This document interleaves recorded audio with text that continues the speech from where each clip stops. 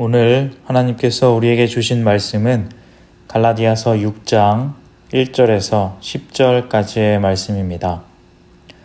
하나님의 말씀을 봉독하겠습니다.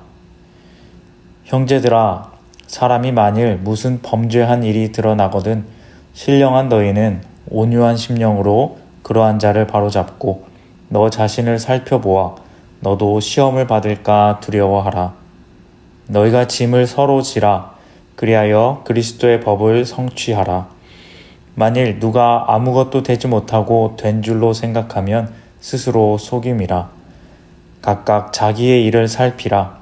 그리하면 자랑할 것이 자기에게는 있어도 남에게는 있지 아니하리니 각각 자기의 짐을 질 것이라.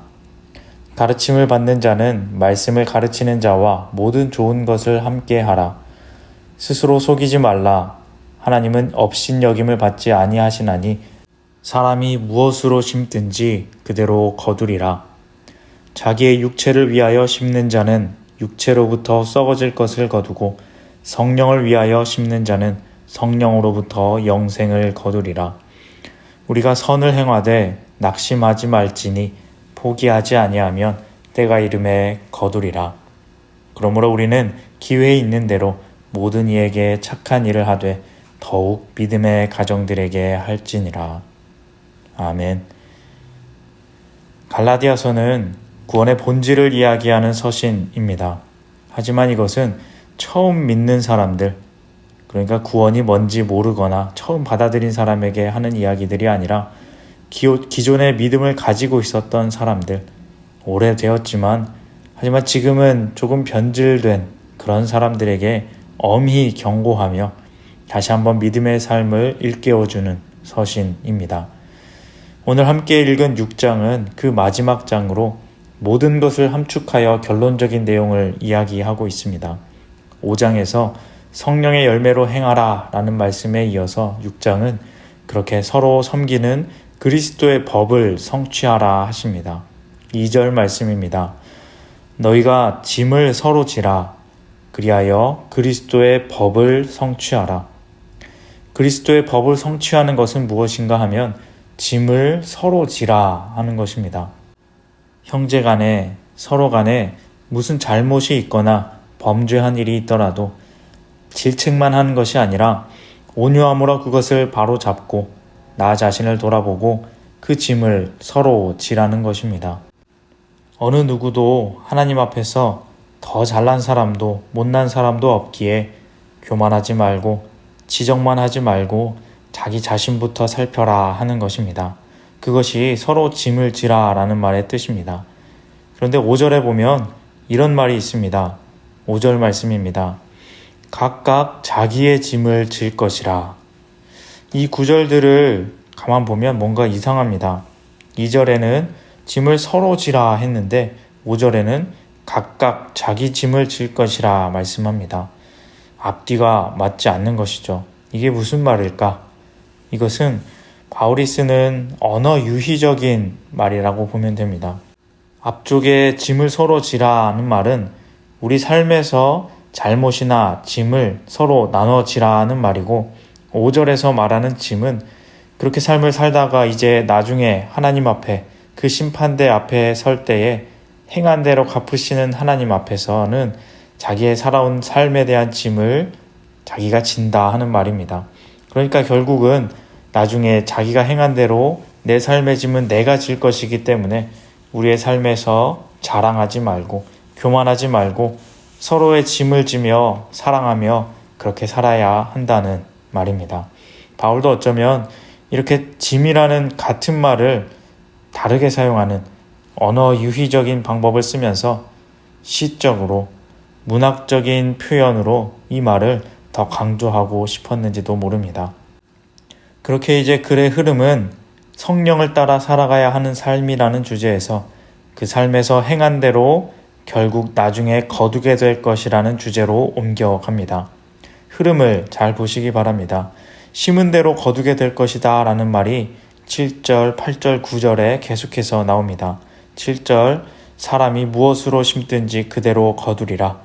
8절 하반절에 성령을 위하여 심는 자는 성령으로부터 영생을 거두리라. 그리고 9절 우리가 선을 행하되 낙심하지 말지니 포기하지 아니하면 때가 이름에 거두리라. 9절 말씀은 우리가 잘 아는 말씀입니다. 어려울 때 힘이 되는 말씀이기도 합니다. 포기하지 않고 선을 행하면 믿음을 지키면 때가 이를 때 거두리라는 말씀. 서로에게 힘이 될 수 있도록 선물로 보내주기 참 좋은 말씀입니다. 그런데 이 말씀만 딱 따로 떼어서 보면 본래의 의미가 약간은 흐려질 수도 있습니다. 곧 때가 이르고 거두게 될 것이다. 이렇게만 생각하다 보면 거두게 되는 그 날이 중요하게 되고 그날만 바라보게 될 수 있습니다. 그것이 중요하지 않은 것은 아니지만 우리가 본 것처럼 이 글의 흐름대로라면 바울이 말하고자 하는 중요한 것은 지금 우리의 삶입니다. 먼 미래의 이야기도 중요하지만 갈라디아 교회 성도들에게 말하고자 하는 포인트는 이것입니다. 낙심하지 않고 포기하지 않는 것. 그렇게 우리의 기다림의 삶을 사랑으로 살아내는 것. 그것이 중요한 것입니다. 10절에 그러므로라는 결론에서 더욱 그 의미를 찾을 수 있습니다. 10절입니다. 그러므로 우리는 기회 있는 대로 모든 이에게 착한 일을 하되 더욱 믿음의 가정들에게 할지니라. 아멘. 그러므로 결론적으로 우리는 우리의 삶에서 모든 이에게 선한 일을, 착한 일을 계속해야 한다. 낙심하지 말고, 포기하지 말고, 우리의 삶을 성령의 이끄심대로 선하게 서로의 짐을 지며 심은 대로 거두는 그 날을 바라보며 그렇게 살아가야 한다라는 말입니다. 본문은 이런 흐름의 뜻을 가지고 있습니다. 9절에 낙심하지 말지니라는 말은 원문으로 보면 지치지 말아라 라는 뜻이 강합니다. 지치지 말아라. 처음부터 지친다 말하는 사람은 없습니다. 일을 하지 않는 사람은, 열심히 하지 않는 사람은 지쳐 하지도 않습니다. 꾸준히 하는 사람, 열심히 사는 사람, 신실하게 살았던 그런 사람이 시간이 지나면 지친다라는 말을 씁니다. 다른 사람들은 요행 부려가며 죄를 지어가며 그렇게 평탄하게 잘 사는데, 아니 오히려 더 잘 사는데 정직하게 산다 하는 나는 지킬 것 다 지키고 두려워할 것을 두려워하며 남을 위해 그렇게 선을 행하면서 살고 있는데 저 거짓말하고 아첨하는 사람들보다 내 삶이 그렇게 나은 것 같지 않아 보입니다. 언제까지 이렇게 살아야 하는 것인가? 기약도 없고 확실하게 주어진 답도 없고 그저 그날을 기다릴 뿐입니다. 기약 없는 기다림이란 참 힘이 드는 일입니다. 끝이 보이면 좋겠는데 마지막이 있으면 힘을 내어서 기다릴 텐데 무언가 끝이 보이지 않으면 지치고 힘이 드는 것입니다. 남을 돌아보기도 쉽지 않습니다. 그래서 날이 갈수록 서로 짐을 져주기보다는 짐을 미루고 정직하기보다는 요행과 가식으로 우리의 삶이 어느 순간 변해가는 것을 경험할 수 있습니다. 믿음 생활도 마찬가지입니다. 시간이 지날수록 지쳐가고 그렇게 사랑을 미루고 진실하지 못함과 위선으로 우리의 삶과 예배, 신앙생활이 변해갈 수 있다는 것입니다. 이렇게 기약 없는 기다림이란 힘듦 속에서 믿음을 지켜내기 힘들게 하는 여러 가지 요인들로 인하여서 점점 지쳐가는 우리의 마음을 해결하기 위해서는 어떻게 해야 할까요? 어떻게 하면 지치지 않고 포기하지 않고 그날이 가까움을 신실하게 기다릴 수 있을까요? 바울은 이렇게 말합니다. 가운데 6절의 말씀입니다. 가르침을 받는 자는 말씀을 가르치는 자와 모든 좋은 것을 함께 하라. 이 말씀은 분명 그런 말씀입니다. 복음과 말씀을 전하는 유대 지도자들에게 음식이나 여러 물질적인 것들로 도와줘라. 오늘날로 말하면 목회자일 수 있겠죠. 하지만 이 말은 물질적인 것만을 말하는 것이 아니라 모든 좋은 것입니다. 좋은 것을 나눈다. 삶의 기쁨을 나눈다. 함께 위로하고 격려함으로 그 삶의 순간을, 그 기다림의 순간들을 서로 힘을 내어 기쁘게 하는 것입니다. 바울의 편지가 그렇습니다. 바울의 편지의 처음과 마지막은 항상 위로와 평안을 묻는 공간이 있습니다. 갈라디아서는 좀 적은 편이지만 보통은 굉장히 많은 부분을 할애해서 성도들을 위로하고 축복합니다. 그것은 그냥 인사치레가 아니라 정말 필요한 부분입니다. 글로, 언어로 할 수 있는 한 가장 큰 위로와 기쁨, 그 진실함을 나누는 여유가 있는 것입니다. 지친 사람들의 특징은 여유가 없다는 것입니다. 삶에 행복과 기쁨을 넣을 틈이 없습니다. 그 각박한 삶에 여유를 굳이 일부러 만들어 보는 것입니다. 좋은 것을 기꺼이 나눔으로 먼저 다가가고 먼저 내어주며 이 답답한 기다림의 삶을 살아가면서 여유 있는 따뜻한 말 한마디, 웃음, 언어 유희의 시적 표현들, 그렇게 마음을 넓게 하여 시를 쓰듯이 여유 있는 마음을 전달하는 것입니다. 함께 말씀을 대하는 우리의 삶에도 이러한 마음과 삶의 여유가 있었으면 좋겠습니다.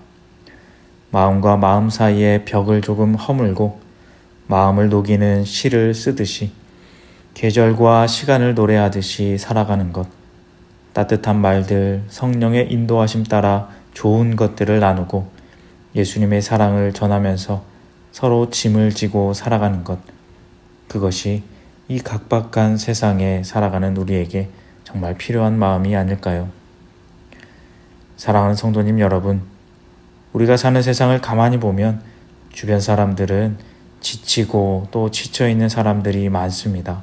일에 지쳐있고 사람에 지쳐있어서 사람들 사이는 멀어져 있고 누군가 자기를 툭 하고 건드리기만 하면 터질 것 같이 예민하고 여유 없는 그런 사회를 살아가는 것 같습니다. 그런데 그리스도인들도 똑같이 그렇게 여유 없을 필요가 있을까요? 우리는 좀 달라야 하지 않을까요? 갈등과 어려움 중에서 불평하고 비판만 하는 것이 아니라 오히려 그 시간들을 통해 우리에게 여유 있게 더욱 자신을 돌아보는 발전의 계기로, 기회로 삼을 수 있습니다. 또한 우리의 어려움과 지침은 진실한 사랑의 말들로 누군가에게 진짜 여유를 전달할 수 있는 기회가 아닌지 생각해 봅니다. 낙심하지 아니하면, 지치지 아니하면 분명 우리에게 그때가 이를 것입니다. 거두게 될 것입니다. 그때까지 우리의 기다림이 의미 없지 않도록, 아니 그 기다림 자체가 성령에 휩싸여 놀라운 은혜와 감사의 장이 될 수 있도록 그렇게 사랑을 나누는 우리 모두가 되기를 원합니다. 하나님 주신 그 놀라운 사랑을 받고 잊지 않아 여유로운 마음으로 그렇게 노래하듯이 시를 쓰듯이 이 기다림의 순간들을 아름답게 살아가시는, 복되게 살아가시는 우리 모든 성도님들의 삶 다 되시기를 주님의 이름으로 소망합니다. 기도하겠습니다. 하나님 아버지 감사합니다.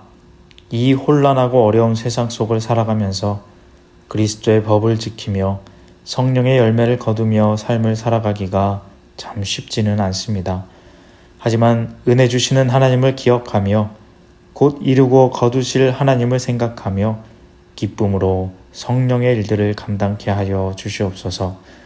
답답한 기다림 중에도 낙심하지 않고 기쁨과 여유를 나누며 교회와 세상을 밝은 빛으로 채워 나아가는 우리 모두가 되게 하여 주시옵소서. 주님 오심을 기다립니다. 우리에게 오셔서 우리에게 모든 생명의 풍성함으로 넘치는 복으로 채워 주시옵소서. 예수님의 이름으로 기도합니다. 아멘. 생명의 말씀으로 나를 채워